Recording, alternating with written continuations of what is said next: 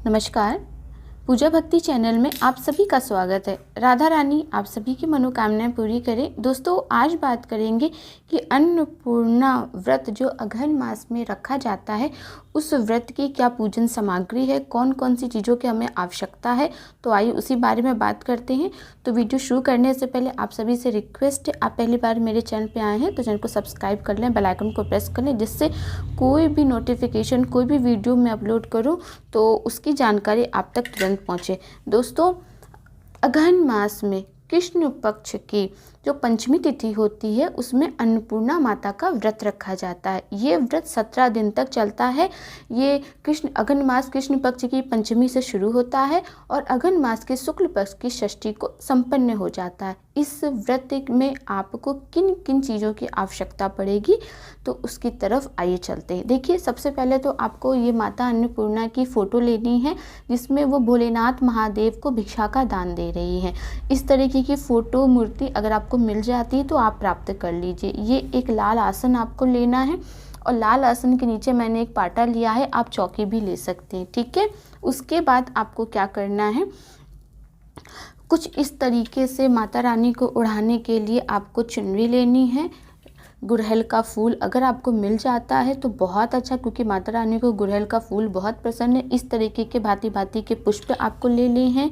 और अन्नपूर्णा माता की व्रत की ये कथा आती है, ये पुस्तक आती है, तो ये पुस्तक ईजिली मार्केट में मिल जाती है। आप इस पुस्तक को ले आइए। इस पुस्तक में जो अन्नपूर्णा माता की व्रत की कथा दी गई है, उस कथा को आपको प्रतिदिन, देखिए इसमें लिखा हुआ अन्नपूर्णा माता व्रत की कथा, इस कथा को आपको प्रतिदिन 17 दिन तक पाठ करना है, ठीक है।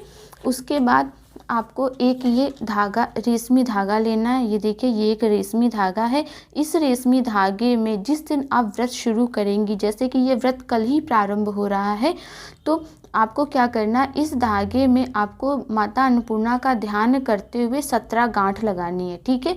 17 गांठ धागा लगाने के बाद इस धागे को खूब अच्छे से आप गांठ लगाने के बाद इस तरीके से माता रानी के चरणों में आप रख देंगी।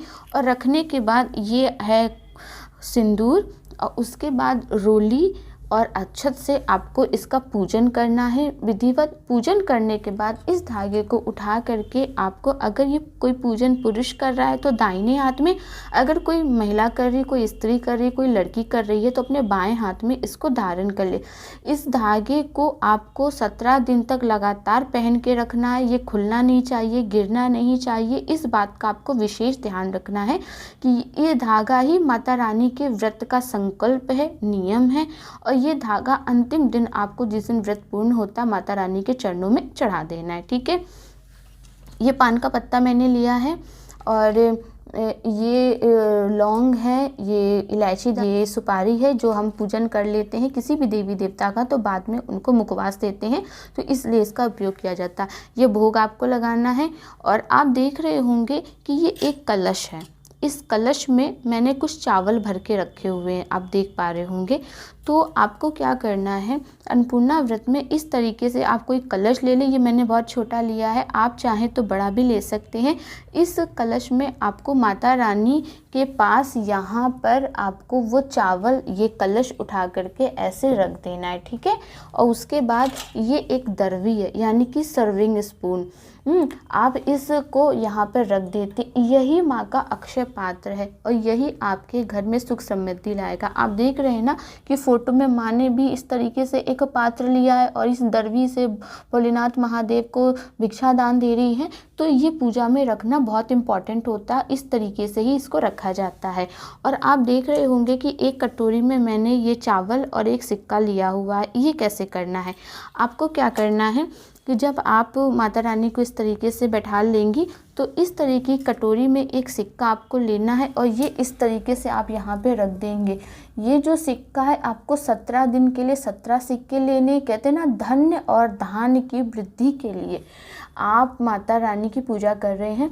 और ये जो चावल होगा, इस चावल को आपको जब आप पूजा कर लेंगे प्रतिदिन इस तरीके के डिब्बे में, इस तरह के कंटेनर में आपको जो होगा वो चावल जो होता है रोज़ रखना है। फिर प्रतिदिन एक नया चावल लेना है, फिर इस कटोरी में भरना है, एक नया सिक्का लेना है, इस कटोरी में इस तरीके से लगाना है और माता रानी के आगे इसको रख देना।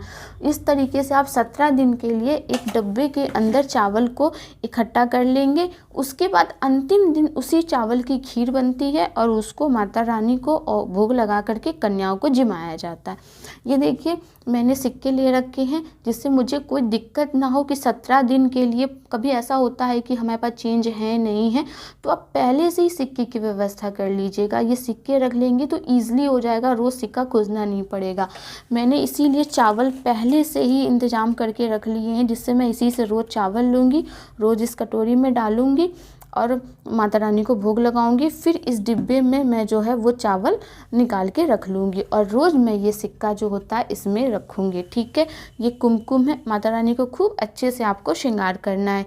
इस पूजन में जो जो सामग्री थी मैंने आपको दिखा दी है और इस पूजन की क्या विधि है, कैसे ये पूजन किया जाता है, इससे रिलेटेड एक वीडियो पड़ा हुआ है, वो आप देख सकते हैं। मैं आपको ये बता देती हूँ कि ये जो अन्नपूर्णा व्रत कब से प्रारंभ हो रहा है। ये व्रत कल से ही प्रारंभ हो रहा है, कल यानी कि 13 नवंबर से प्रारंभ हो रहा है और ये संपन्न होगा 28 नवंबर को।